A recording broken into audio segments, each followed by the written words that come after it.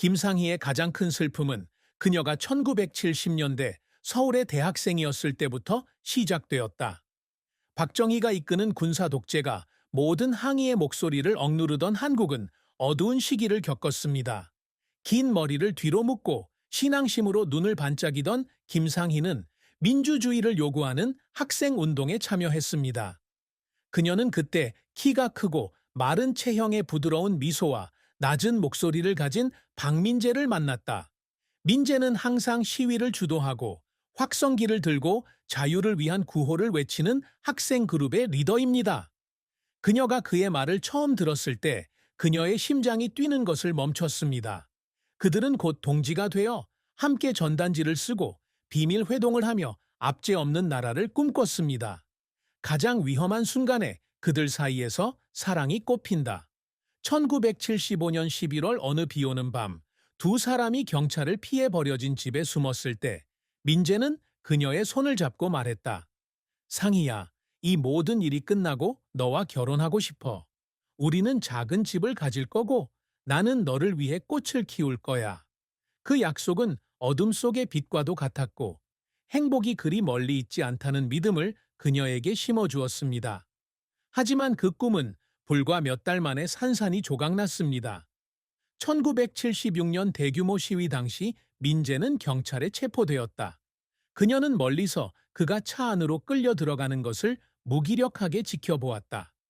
그의 얼굴은 피투성이었지만 여전히 포기하지 마, 상희라고 소리쳤다. 그것이 그녀가 그를 본 마지막이었다. 그러자 소문이 퍼졌습니다.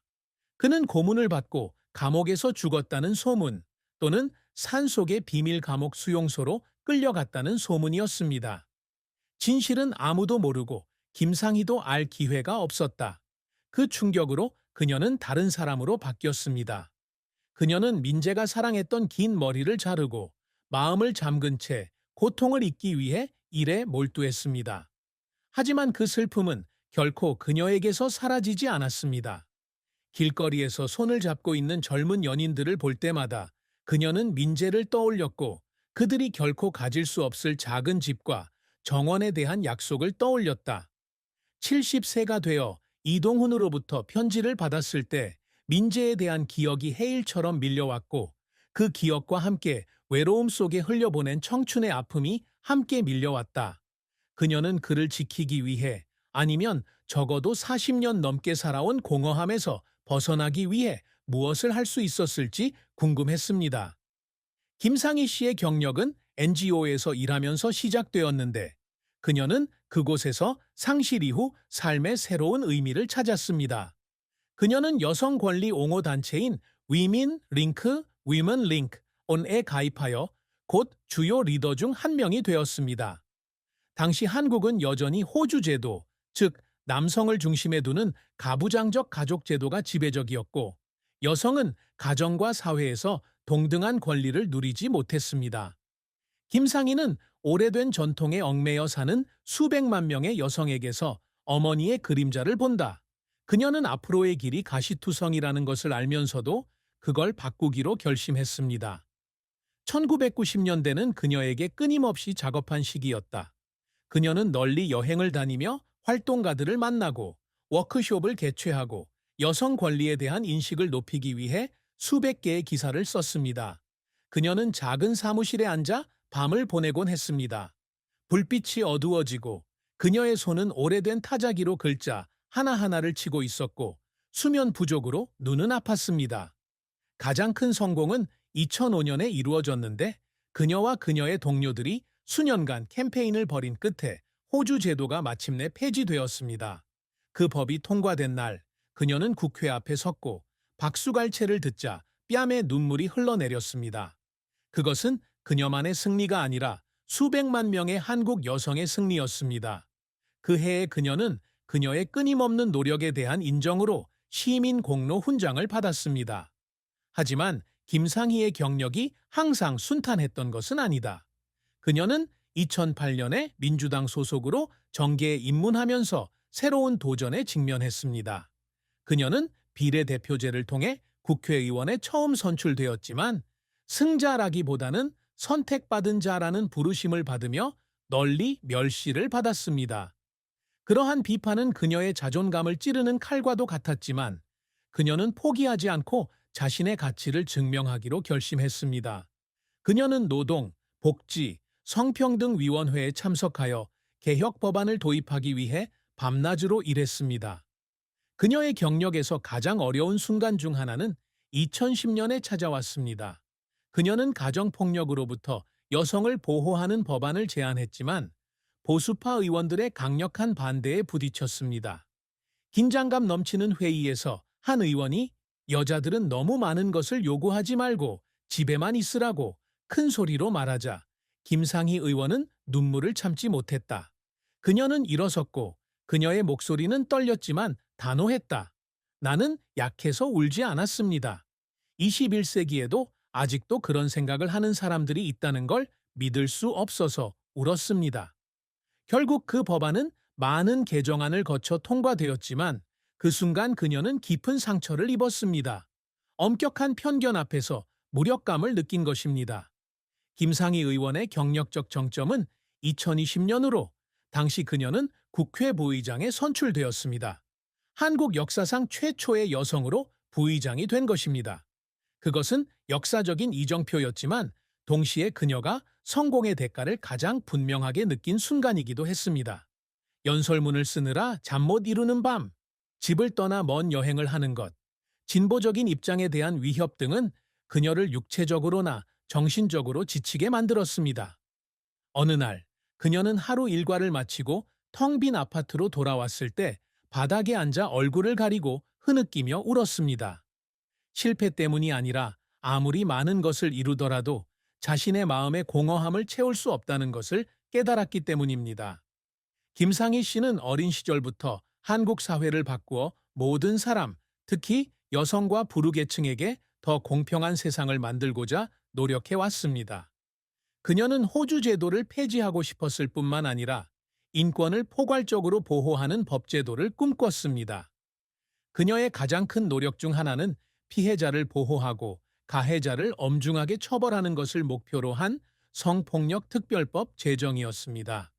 이 법안은 일부 보수 집단의 격렬한 반대에 부딪혔지만 그녀는 포기하지 않았습니다. 그녀는 사회단체들과 수십 차례 회의를 갖고 피해자들의 이야기를 듣고 법안 초안의 모든 내용을 마음을 담아 적었습니다.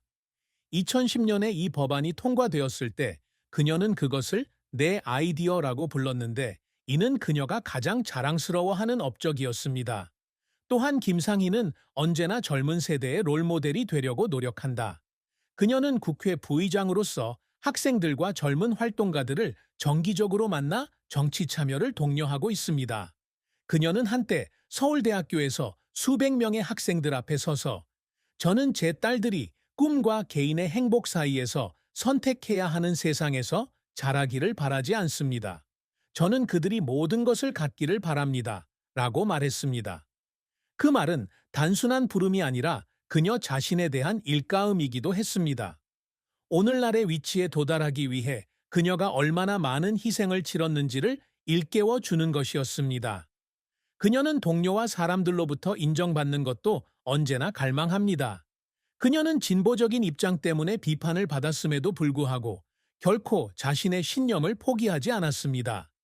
2015년에는 국제기구로부터 진보를 위한 리더상을 수상했는데 이는 한국뿐만 아니라 국제적으로도 그녀의 공헌을 인정받은 것입니다. 하지만 김상희에게 있어서 그녀의 진정한 업적은 타이틀이나 메달에 있는 것이 아니라 수천 명의 다른 사람들이 정의를 위해 싸우도록 영감을 주었다는 사실에 있습니다.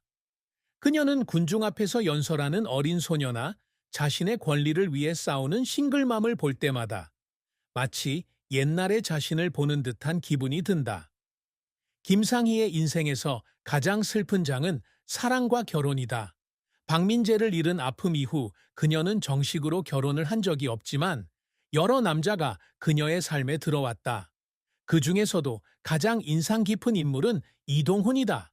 그는 의회 동료였으며 차분하고 지적인 사람이었고 언제나 그녀의 이상을 지지했습니다. 두 사람은 그녀가 정치 경력을 시작하던 1995년에 만났습니다. 동훈은 민재와는 다르다. 그는 낭만적인 외모도 없고 열정적인 목소리도 없지만 그녀에게 안전함을 느끼게 하는 따뜻함과 인내심을 가지고 있다. 그들의 관계는 거의 10년간 지속되었지만 결혼으로 이어지지는 않았습니다. 한강 근처의 작은 식당에서 조용한 어느 날 저녁, 동훈은 그녀의 손을 잡고 말했다. 상희야, 나는 많은 게 필요 없어. 그냥 나와 함께 있어줘. 하지만 그녀는 조용히 손을 거두고 슬프게 웃으며 말했다. 동훈아, 너는 너를 온전히 사랑할 수 있는 사람을 만날 자격이 있어. 내가 그럴 수 있을지 잘 모르겠어. 그녀는 민재 사건 이후 상처받은 자신의 마음이 다시 열릴 힘조차 없을까봐 두려웠다. 동훈은 강요하지는 않았지만 그녀를 볼 때마다 그의 눈에는 언제나 형언할 수 없는 슬픔이 담겨 있었다. 2005년 그녀가 국민 훈장을 받았을 때 동훈이 축하해 주러 왔다. 그는 그녀에게 그녀가 가장 좋아하는 꽃인 하얀 카네이션 꽃다발을 주며 상희야, 너는 최고의 것을 받을 자격이 있어 라고 말했다. 하지만 그로부터 몇 달 후 그는 갑자기 뇌졸중으로 사망했습니다. 그 소식은 그녀에게 가슴에 주먹을 맞은 것 같은 충격으로 다가왔다. 그녀는 카네이션 꽃다발을 들고 그의 무덤 앞에 섰고 끊임없이 눈물을 흘렸습니다. 그녀는 자신이 더 용감하지 못했다는 점, 동훈과 가족을 이룰 수 있는 기회가 있는데도 그 기회를 잡지 못했다는 점을 자책한다. 그 상실로 그녀는 그 어느 때보다 더 깊은 외로움에 빠졌습니다. 그녀가 70세가 되어서 받은 편지는 동훈의 아들, 즉 그녀가 한 번도 만난 적이 없는 청년에게서 온 것이었다. 그는 그녀에게 다가가서 그의 아버지가 세상을 떠나기 전에 쓴 편지를 건네주었습니다. 김상희는 제 인생의 사랑이었습니다. 그는 이렇게 썼습니다. 하지만 저는 그녀에게 상처 줄까봐 감히 말하지 못했습니다. 했습니다.